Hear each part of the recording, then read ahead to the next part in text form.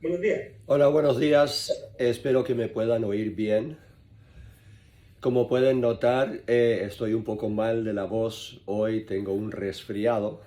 Aquí es invierno y hemos tenido unos cambios grandes de clima y creo que me ha afectado un poco. Así que espero me puedan entender y me tengan paciencia hoy.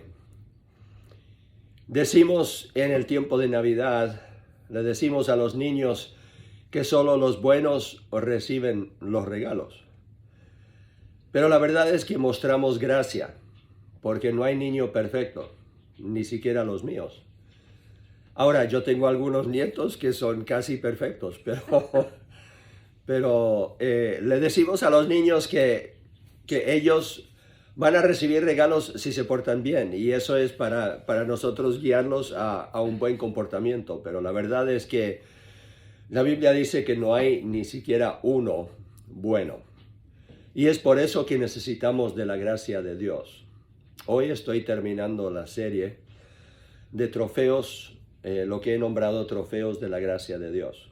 Y sabemos por los ejemplos que hemos visto en el Antiguo y el Nuevo Testamento que todos necesitamos de la gracia de Dios. No merecemos lo que Él nos ha dado y nosotros deberíamos celebrar la gracia de Dios, y algún día nosotros en su presencia seremos esos trofeos de su gracia, y eso lo vamos a ver en unos momentos.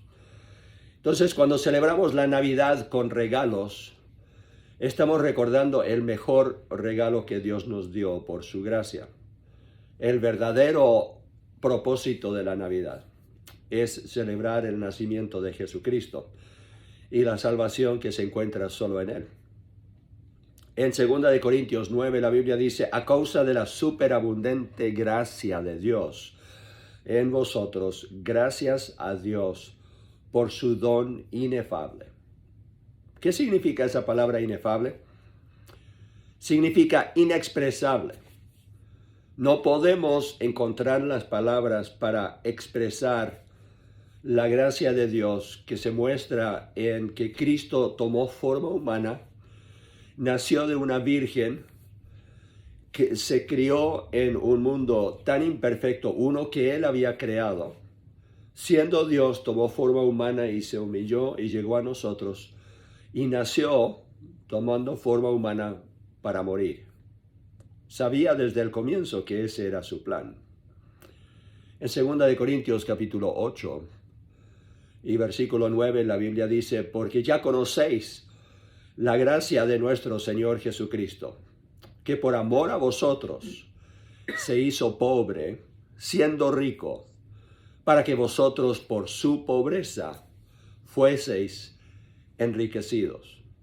O sea, Él dejó toda su gloria, Él dejó todo lo que era su identidad como Dios y asumió una forma humana. Y eso lo vemos en Filipenses capítulo 2, que lo describe muy bien. Filipenses capítulo 2 y versículo 5 habla de este don inefable, de lo indescriptible, trata de describirlo, y es para nosotros muy difícil imaginarlo. Dice la Biblia: haya pues en vosotros este mismo sentir que hubo también en Cristo Jesús, el cual, siendo en forma de Dios, no estimó el ser igual a Dios como cosa a que aferrarse, sino que se despojó a sí mismo, tomando forma de siervo, hecho semejante a los hombres, y estando en la condición de hombre, se humilló a sí mismo, haciéndose obediente hasta la muerte y muerte de cruz. O sea, no solamente tomó forma humana el Señor Jesucristo, no vino para reinar aquí en la tierra, habiendo nacido de una mamá reina o de poderosos o en un hogar de mucha influencia. Nació de una mujer pobre, una mujer común y corriente, con su padrastro José. Y vemos que él se crió en un hogar muy común. Era un carpintero, aprendió la carpintería de su padre. Y una gran parte de su vida él la vivió en una forma muy sencilla, como tú y yo, sin buscar de la forma que el mundo ejerce la influencia. Él se humilló a sí mismo, no solamente tomando forma humana, pero también forma de siervo y muriendo la peor muerte que se podía imaginar en ese tiempo, sobre la cruz, una muerte reservada para los peores malhechores. Así que cuando pensamos en el nacimiento de Jesús, automáticamente deberíamos pensar en el propósito por el cual Él llegó a la tierra. ¿Y qué es lo que trajo Él en sí mismo? El regalo más preciado para nosotros, que es la vida eterna. La expresión máxima del amor de Dios es su gracia. Lo vemos en Juan 3:16, quizás uno de los versículos más conocidos de la Biblia, porque nos trae tanta consolación a nosotros y tanto gozo y esperanza. Jesús, hablando a un hombre religioso que estaba esperando que su religión lo salvara, Jesús le dice, tienes que nacer de nuevo. Y se sorprendió Jesús que él no entendía que tenía que nacer espiritualmente, no solamente físicamente. Y al finalizar esa explicación, Jesús le dice, porque de tal manera amó Dios al mundo, que ha dado a su Hijo unigénito, para que todo aquel que en él creyere no se pierda, mas tenga vida eterna. Porque necesitamos de la gracia de Dios. Bueno, hay varias razones. Si pueden ir conmigo a Efesios capítulo 2, vamos a leer 9 versículos. Los primeros 9 versículos de Efesios capítulo 2.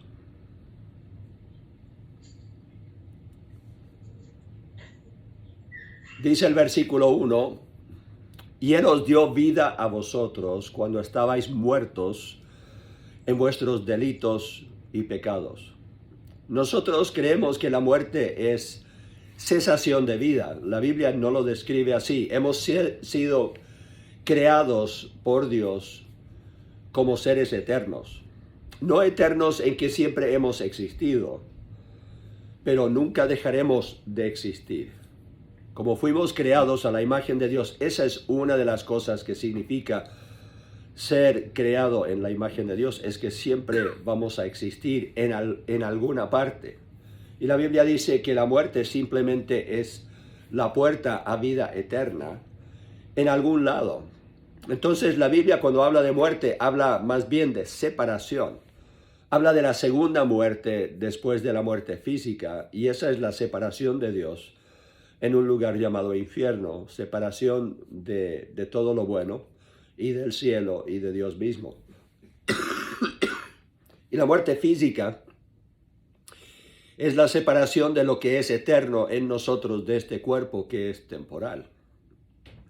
Así que cuando habla aquí de vida, está hablando de una verdadera vida que es para siempre. Y dice, estabais muertos, o sea, estabais separados de Dios. La Biblia dice, todos hemos pecado y estamos separados de la gloria de Dios. Dios, como creador del universo, tiene leyes espirituales. Y cuando quebrantamos esas leyes, cometemos lo que dice aquí, delitos y pecados.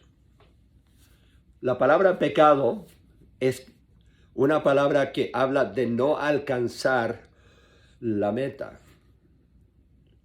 Y la palabra delito, yo creo que todos lo entendemos, es quebrantamiento de una ley. Entonces hemos hecho las dos cosas. Hemos quebrantado la ley de Dios y no hemos alcanzado la perfección que Él exige. Seguimos leyendo, dice, en vuestros delitos y pecados en los cuales anduvisteis en otro tiempo, siguiendo la corriente de este mundo, conforme al príncipe de la potestad del aire, o sea, Satanás, el espíritu que ahora opera en los hijos de desobediencia, entre los cuales también todos nosotros vivimos en otro tiempo, en los deseos de nuestra carne, haciendo la voluntad de la carne y de los pensamientos, y éramos por naturaleza hijos de ira, lo mismo que los demás. O sea, estábamos bajo la ira, la condena de la ley de Dios. Y noten ahí que está hablando de todos. No hay uno que pueda decir soy bueno, no hay uno que pueda decir yo merezco la salvación, yo soy mejor que otros. Y el versículo que sigue, el versículo 4, tiene un gran pero. Me encanta en la Biblia cuando llega esta palabra pero, porque hay una gran comparación en el antes y el después. Y aquí dice, pero Dios, que es rico en misericordia, por su gran amor con que nos amó, aun estando nosotros muertos en pecados, o sea, separados de Dios, nos dio vida juntamente con Cristo. Y dice, por gracia sois salvos. Ahí muestra la misericordia de Dios y la gracia de Dios como una gran expresión del amor de Dios que Él mostró al mandar a Cristo a morir por nosotros y a resucitar para darnos la esperanza de vida eterna. Y dice, y juntamente con Él nos resucitó y asimismo nos hizo sentar en los lugares celestiales con Cristo Jesús, para mostrar en los siglos venideros las abundantes riquezas de su gracia, en su bondad para con nosotros en Cristo Jesús. Noten cuántas veces habla de la gracia de Dios y cuántas veces está ligada esa gracia con las palabras en Cristo Jesús. Dios expresa todo lo que Él quiere expresar hacia nosotros en Cristo. Todo lo que Él nos promete lo recibimos por los méritos sin iguales de Cristo. No por nuestros méritos, sino por lo que Él alcanzó por nosotros al llegar a este mundo, tomar forma humana y morir en la cruz. Perdón. Entonces, ¿por qué siempre dice en Cristo Jesús? Porque es por su muerte en nuestro lugar que tenemos el perdón de Dios. La ley de Dios dice que la paga del pecado es muerte. Alguien tuvo que morir. Nosotros ya estábamos muertos en delitos y pecados y seguiríamos en esa condición ya al llegar a una muerte eterna si no fuera por la muerte de Cristo en nuestro lugar. Si alguien paga la condena por ti, entonces tú puedes ir libre.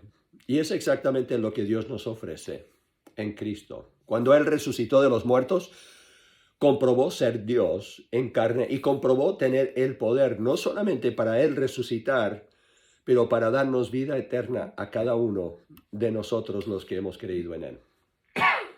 ¿Y por qué lo hizo Dios? Bueno, por su naturaleza. Él es amor. Siendo juez justo, creador del universo, exigiendo la perfección, Él también es perfecto amor. Y entonces tuvo Él que suplir por su amor una forma de que nosotros pudiéramos cumplir su ley por medio de Cristo Jesús, el único perfecto que ofreció su vida por nosotros. Y lo dice en el versículo 7, para ser alabado Él por su gracia. Dice, para mostrar en los siglos venideros las abundantes riquezas de su gracia. O sea, nosotros vamos a adorar y alabar a Dios en toda la eternidad por ser trofeos de su gracia. ¿Y por qué es eso? Bueno, porque no nos podemos salvar nosotros mismos. Seguimos leyendo versículos 8 y 9. Porque por gracia, o sea, el favor no merecido de Dios, sois salvos. Por medio de la fe, o sea, tenemos que aceptarlo por fe. Yo no estuve ahí cuando murió el Señor Jesucristo. Yo sé que sucedió, históricamente hay evidencia no solamente de su vida, pero de su muerte y aún de su resurrección. Entonces yo lo creo por los testigos también, más de 500 testigos que lo vieron resucitado. Vemos los testigos que escribieron el Nuevo Testamento que estaban dispuestos a morir por su testimonio.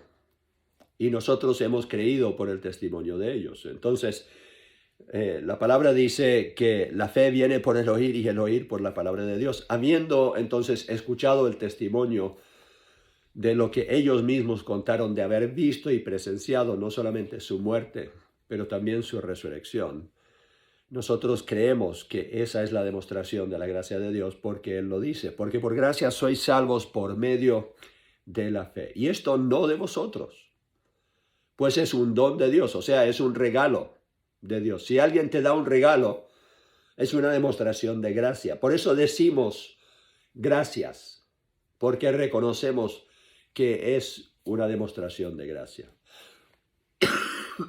Dice, no por obras, para que nadie se gloríe.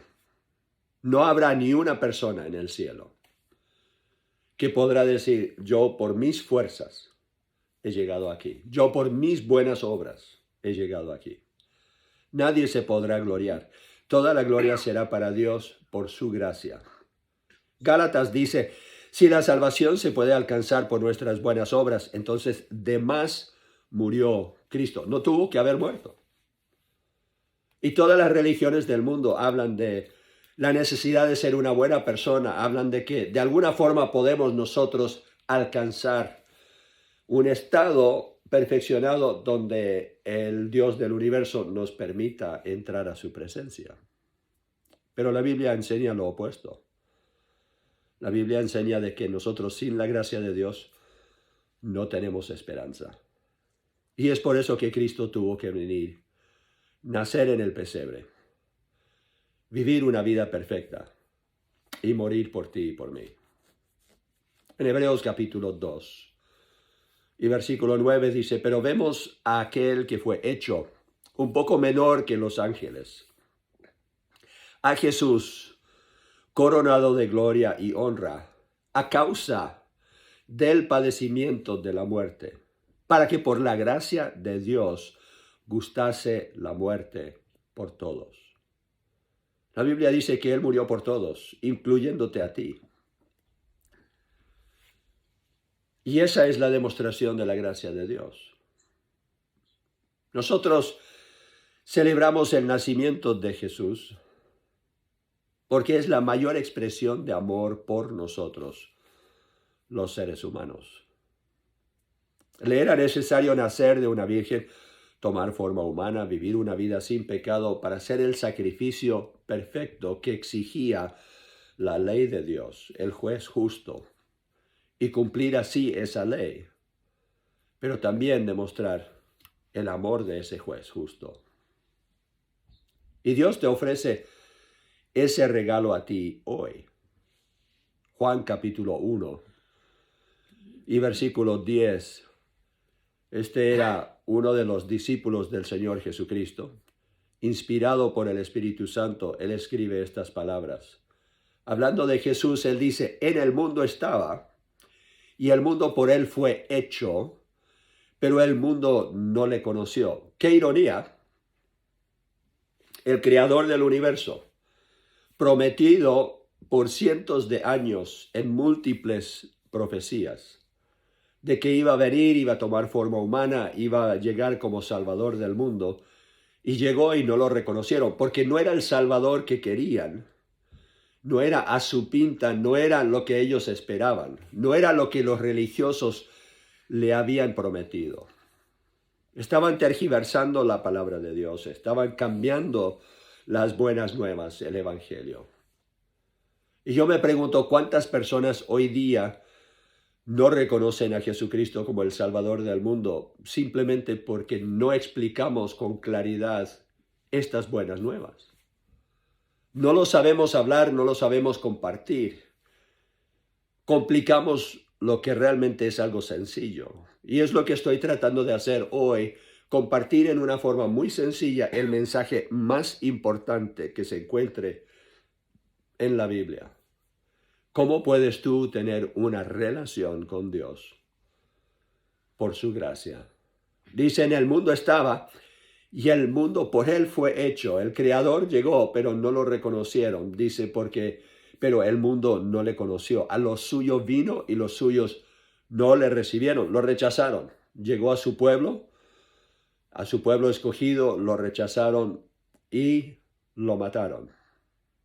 En el plan de Dios. Pero dice, más a todos los que le recibieron, a los que creen en su nombre, les dio potestad de ser hechos hijos de Dios. ¿Qué significa recibir a Cristo en tu vida? Significa creer en Él. Y cuando dice creer en su nombre, significa creer en todo lo que Él representa. ¿Por qué creer en su nombre? Porque Jesús significa Salvador. Entonces vamos a creer que Él es el Salvador del mundo, que solo por Él tenemos salvación. Y su segundo nombre, podríamos decirlo así, el otro título por el cual se conoce es Cristo, que significa el prometido, el Mesías. Y eso es lo que Él es para cada uno de nosotros. Y Él hace posible que nosotros nazcamos de nuevo y tengamos esta vida espiritual. Por eso dice, llegamos a ser hijos de Dios. Nos dio la potestad de ser hechos hijos de Dios. Mucha gente hoy día dice, es que todos somos hijos de Dios. No, somos creación de Dios. Pero no todos participamos de la familia de Dios. Para que eso suceda, tenemos nosotros que nacer de nuevo. Y cuando lo aceptamos, cuando creemos que hay salvación solamente en Él, se cumple la escritura que dice que Él viene a ser Emmanuel, que es Dios con nosotros. Él le dijo a sus discípulos, yo nunca los dejaré, nunca los abandonaré. Porque ustedes han creído en mí, yo ahora voy a mandar el Espíritu Santo que more en ustedes. Él estará con vosotros y estará en vosotros, dice. Y la Biblia en Romanos capítulo 10 nos dice, porque no hay diferencia, pues Él es rico para con todos los que le invocan. Porque todo el que invocare el nombre del Señor será salvo. ¿Qué significa invocar? Esa palabra invocar significa clamar para que alguien haga presencia. Cuando tú estás llamando a tus hijos a que entren a la casa para cenar o lo que sea, estás invocando, estás usando su nombre, llamándoles para que ellos vengan hacia ti. Y es lo que cada uno de nosotros tiene que hacer. Por la gracia de Dios, por la fe que creemos que Él nos escucha, tenemos que invocar a Dios y pedir que Cristo, el Hijo de Dios, el que murió en tu lugar y mi lugar, venga y haga presencia en tu vida por su Espíritu. La Biblia dice que ese Espíritu es el que nos renueva, nos da esta vida nueva. Y ahí vemos cómo obra tanto el Padre como el Hijo, como el Espíritu Santo en nuestra renovación y en nuestro nuevo nacimiento. Invocar significa entonces clamar a Dios para que Él haga presencia. Yo creo, por el testimonio de ustedes, que la gran mayoría de ustedes ya han tomado esta decisión. Ya se han acercado a Dios, han clamado a Dios, buscando su misericordia en Cristo. Pero podría ser que hay alguien al alcance de mi voz o en este video que se va a repartir a muchas personas, que esta es la primera vez que han escuchado este mensaje de salvación, que no sabían que no se podían salvar a sí mismos, que vivían toda su vida o han vivido toda su vida buscando ser buenos para llegar al cielo, pero siempre con el temor de que no es suficiente. Ahora sabes que no es por tus obras, es por el amor de Dios mostrado en Cristo Jesús, y es por gracia. Y la gracia es favor no merecido. Si fuera por obras, entonces no es por gracia. Yo te invito hoy a que invoques el nombre de Cristo. Si no lo has hecho, pide que Él sea tu Salvador, que Él perdone tus pecados. Tú lo has ofendido, has quebrantado su ley, como lo hemos hecho todos. Dile que crees que Cristo murió en tu lugar para pagar esa pena, para pagar tu culpa, y acepta el regalo que Él te ofrece por su gracia. Te pido que agaches tu cabeza cierres tus ojos. Por respeto a Dios, vamos a orar en estos momentos. Te quiero dar una oportunidad a hacer exactamente lo que yo te he invitado a hacer. La Biblia dice que si nosotros clamamos a Él, Él nos oye. Si no conoces a Cristo personalmente, nunca lo has aceptado como tu Salvador personal, hoy puede ser el día. Habla con Él como con cualquier persona. Él sabe lo que está en tu corazón. Si tú ya conoces a Cristo, te invito a que estés orando por una persona que no lo conoce. Que ellos puedan escuchar este mensaje y ser salvos.